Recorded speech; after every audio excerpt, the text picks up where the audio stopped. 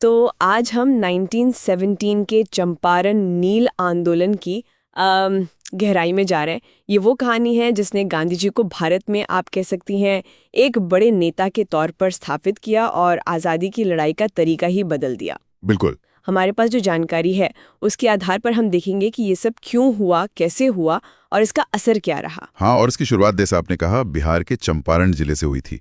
वहाँ जो अंग्रेज बागान मालिक थे ना, वो किसानों पर जबरदस्ती नील उगाने का दबाव डालते थे। जबरदस्ती मतलब जमीन किसान की, मेहनत उसकी, लेकिन फायदा सारा मालिकों का। तो जाहिर है किसान बहुत परेशान थे, उनमें असंतोष था। और ये सिर्फ परेशानी नहीं थी, उन्होंने एक पूरी व्यवस्था बना रखी थी। 3 कठिया प्रथा कहते थे शायद। हाँ, 3 कठिया। इसके तहत हर किसान को अपनी जमीन के मतलब हर 20 कट्टे में से 3 कट्टे पर नील उगाना ही पड़ता था, अनिवार्य था ये। अच्छा, चाहे वो चाहे या ना चाहे। बिल्कुल। और दाम भी कुछ खास नहीं मिलते थे।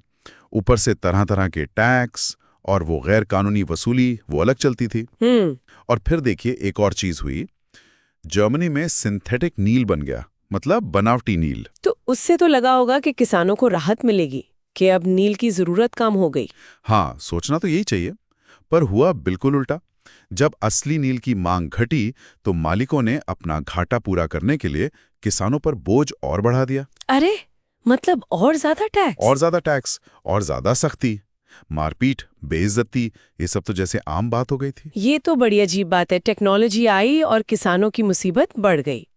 अच्छा, इसी नाइंसाफी के खिलाफ फिर आवाज उठाई वहां के एक स्थानीय नेता राजकुमार शुक्ल ने। सही, राजकुमार शुक्ल। वो खुद भी किसान थे और उन्होंने ही गांधी जी को चिट्ठी लिखी, उनको चंपारण आने का न्योता दिया, बताया कि यहाँ क्या जुल्म हो रहा है। और गांधी जी आ गए। हाँ, अप्रैल 1917 में गांधी जी चंपारण पहुंचे। और आते ही उन्होंने कोई बड़े भाषण वगैरह नहीं दिए। अच्छा, तो क्या किया? उन्होंने सीधे किसानों से मिलना शुरू किया।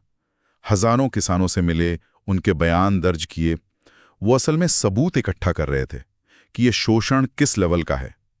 ये एक तरह से भारत में उनके सत्याग्रह का प्रैक्टिकल रूप था, जमीनी स्तर पर। मतलब फैक्ट्स पहले। लेकिन अंग्रेज हुकूमत, उन्हें ये सब पसंद नहीं आया होगा। बिल्कुल नहीं। उन्होंने फौरन गांधी जी को नोटिस भेज दिया, चंपारण छोड़कर चले जाओ।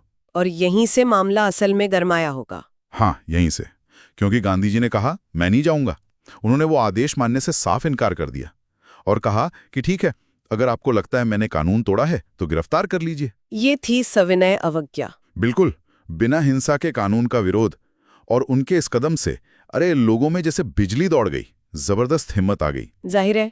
हाँ, माहौल इतना बन गया कि सरकार पर बहुत दबाव पड़ा। आखिरकार उन्हें एक जांच कमेटी बनानी पड़ी।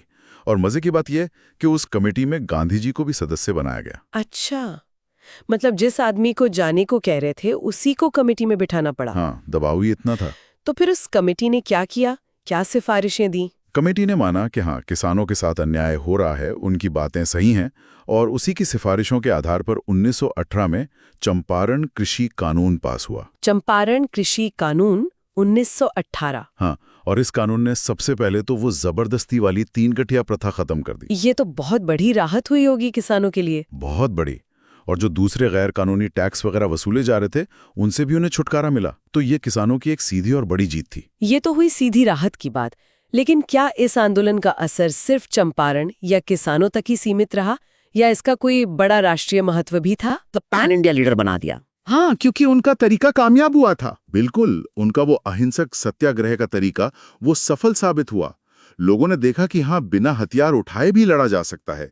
और शायद सबसे बड़ी बात ये थी कि इसने पहली बार गांव के आम किसानों को सीधे सीधे आजादी की लड़ाई से जोड़ा। अच्छा, ये महत्वपूर्ण है, क्योंकि पहले ये लड़ाई शायद शहरों और पढ़े लिखे वर्ग तक ही ज्यादा थी। हाँ, ज्यादातर शहरी मध्यम वर्ग तक ही सीमित थी।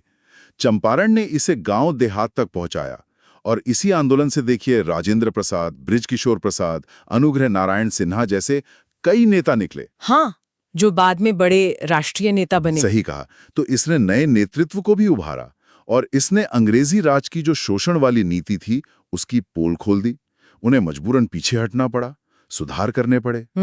तो चंपारण की जो कामयाबी थी वो आगे के आंदोलनों के लिए, जैसे खेड़ा सत्याग्रह हुआ, फिर असहयोग आंदोलन, नमक सत्याग्रह, उन सब के लिए एक मिसाल बन गई, एक प्रेरणा बन गई। तो अगर हम संक्षेप में देखें तो सकारात्मक पहलू ये थे कि किसानों को जबरदस्ती नील उगाने से मुक्ति मिली, गांधी जी का नेतृत्व देशव्यापी हो गया, सत्याग्रह की ताकत साबित हुई और गांव-गांव में आजादी की चेतना फैली। हाँ, ये सब बिल्कुल सही है, लेकिन कुछ सीमाएं भी थीं, ये भी मानना पड़ेगा। अच्छा, जैसे कि? जैसे जो आर्थिक सुधार थे, वो एकदम फौरी और बहुत व्यापक नहीं थे।